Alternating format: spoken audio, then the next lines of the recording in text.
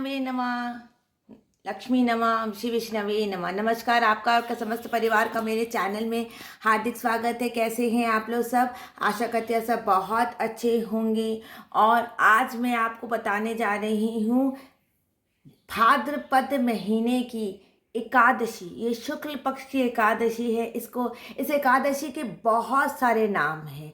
अलग अलग प्रांत में अलग अलग नाम हैं। इस एकादशी का नाम परिवर्तन एकादशी भी है, क्योंकि भगवान ने 4 महीने के बाद विष्णु जी ने पहली बार करवट बदली थी, तो इसका नाम परिवर्तन एकादशी भी है। इसके नाम जल झूलिनी एकादशी भी है, क्योंकि यशोदा माँ ने अपने नन्हे से गोपाल जी के पहले बार वस्त्र धोए थे, तो इसका नाम जल झूलिनी एकादशी है।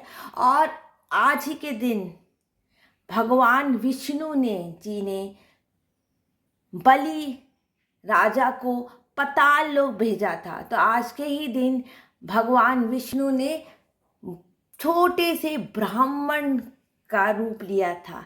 तो इस 14 सितंबर शनिवार के दिन है, क्योंकि उद्यात के दिन है। उद्यात में जो एकादशी रहती है वो पूरे दिन रहती है। और जिस एकादशी के बाद द्वादशी दिन हम किसी ब्राह्मण बालक को दान करते हैं, क्योंकि आज ही के दिन विष्णु भगवान ने एक ब्राह्मण बालक का रूप लिया था।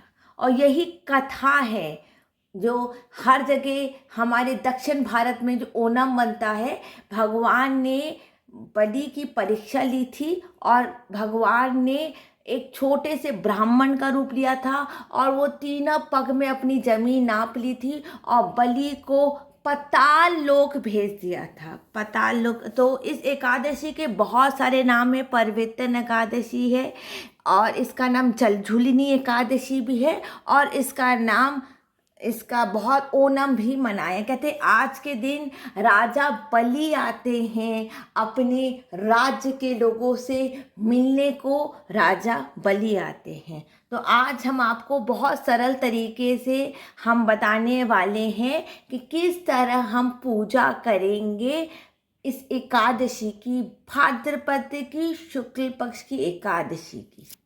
देखिए, जो हमारे घर में जो गणेश जी वो स्थापित हैं, उनकी पूजा हो रही है। उनको रोज लड्डू प्रसाद चढ़ रहा है।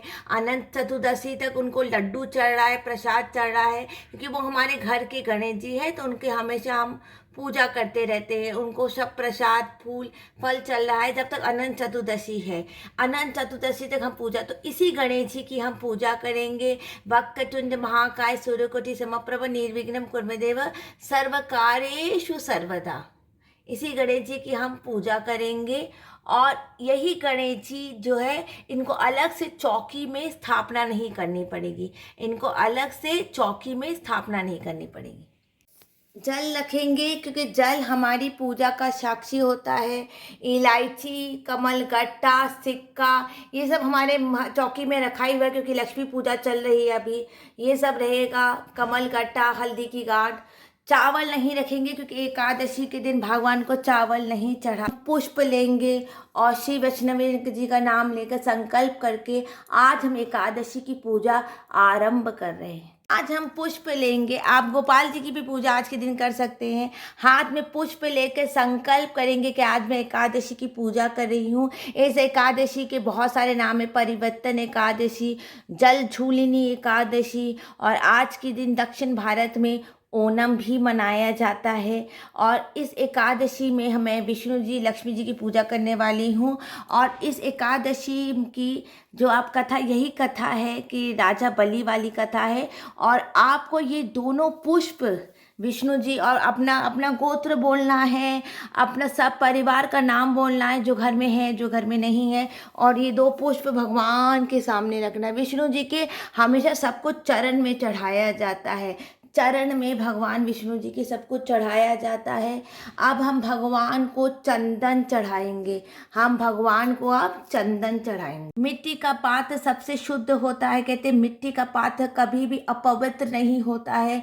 मिट्टी के पात्र में अगर भगवान की मिट्टी के पात्र में चंदन पीसा जाए, चंदन रखा जाए, भगवान को बहुत पसंद होता है। पीला चंदन, गोपी चंदन, जो भी चंदन होता है, बहुत से सफ़ेद चंदन लक्ष्मी जी को नहीं।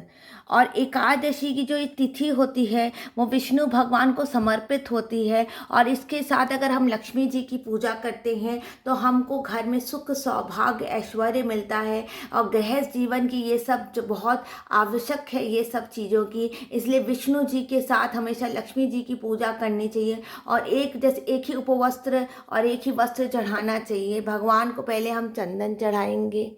श्री विष्णवे नमः, श्री विष्णवे नमः, श्री विष्णवे नमः। महालक्ष्मी च विद्महे विष्णु पत्नी च धीमहि तन्नो लक्ष्मी प्रचोदया। महालक्ष्मी च विद्महे विष्णु पत्नी च धीमहि तन्नो लक्ष्मी प्रचोदया। अब हम भगवान को कंकु चढ़ाएंगे।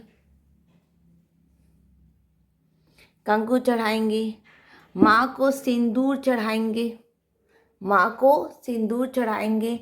तिल चढ़ाया जाता है। अभी हमारे यहाँ तिल नहीं मिल रहा है, इसलिए मैंने चावल नहीं चढ़ाए हैं। पुष्पम समर्पयामि।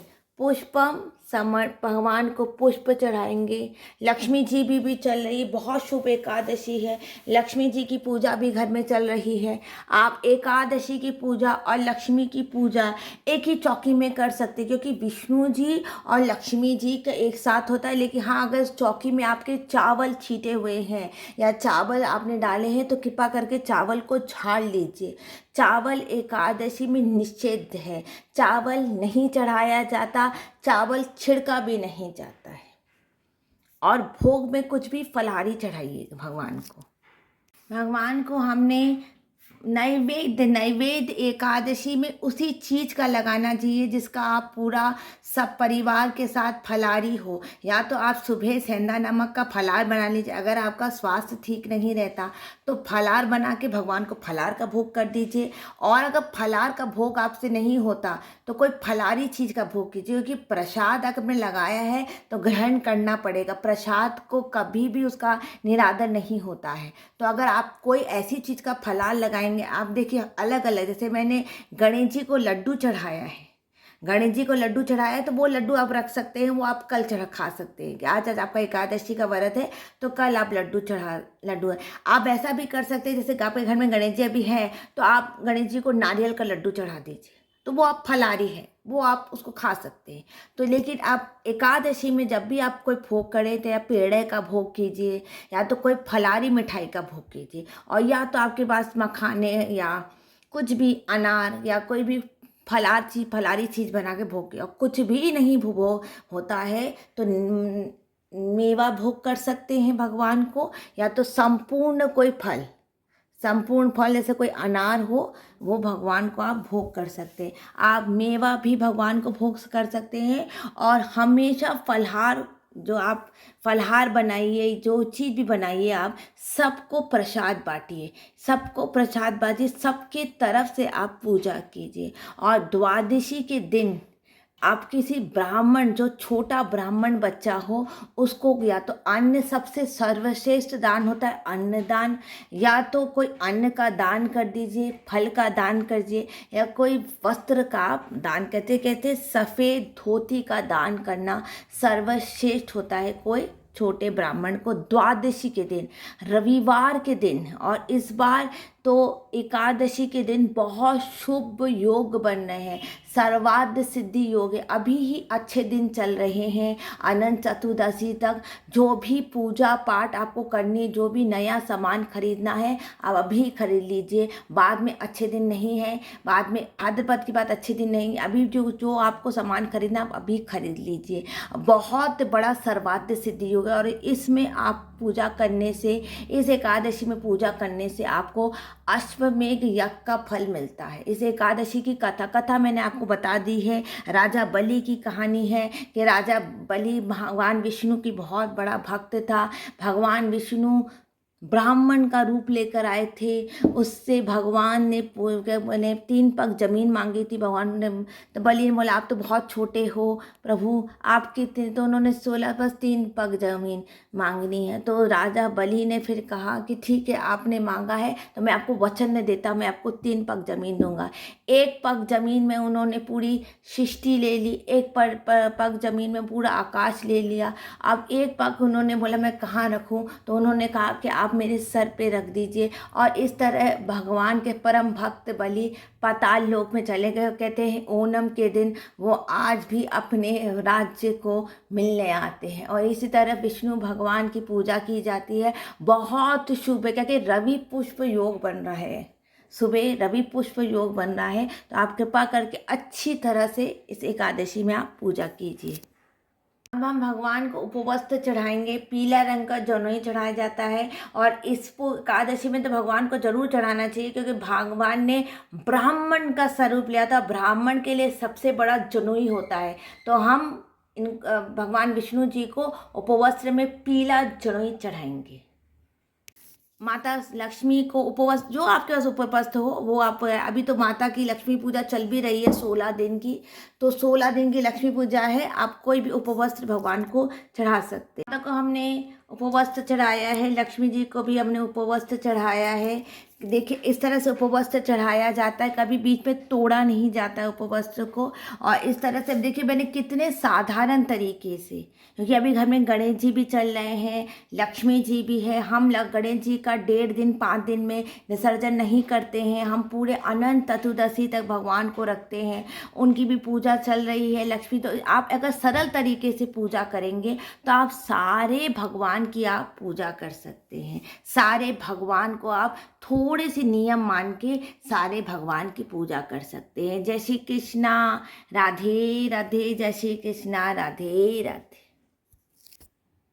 ओम जय लक्ष्मी रमणा सत्यनारायण स्वामी जनपात खरना रतन जड़ित सिंहासन अद्भुत छवि राजे नारद करत निरंतर घंटाधन साजे प्रकट भयो कलिकाल निधि चुकु दर्श दियो बूढ़ो ब्राह्मण बनकर कंचन महालतियो दुर्बल बील काष्ट चल किस पर दया करी चंद चूड़े राजा जिसकी विपत हरी वंश मनोरथ पायो सदा दीनी सो फल भोग प्रभुजी सो फल पायो हरि जी फिर स्तुति कीनी गार बार संग राजा मन में भक्ति करी मन वांछित वर दीनो दीन दयाल हरि चरत प्रसाद समायो कदली फल मेवा धूप धूप तुलसी से राजी सतदेवा।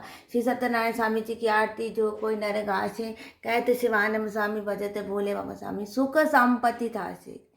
और भगवान से क्षमा मांगे, पापा क्षमा, कोई भी पूजा में टूटी होगी क्षमा कर दीजिए।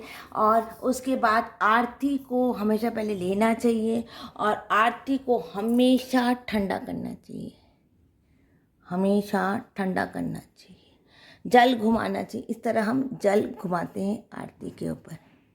अब इस वीडियो को यहीं पर मैं एंड कर रही हूँ। कृपा करके मेरे चैनल को लाइक कर दें, सब्सक्राइब, और ऐसे और पूजा के सरल तरीके से, बहुत ही सरल तरीके से पूजा देखने के लिए मेरे चैनल को सब्सक्राइब कर दीजिए। और मेरे सारे नए सब्सक्राइबरों का मेरे चैनल में स्वागत है। जय श्री कृष्णा, राधे राधे, जय श्री कृष्णा, राधे राधे, जय श्री कृष्णा, राधे राधे।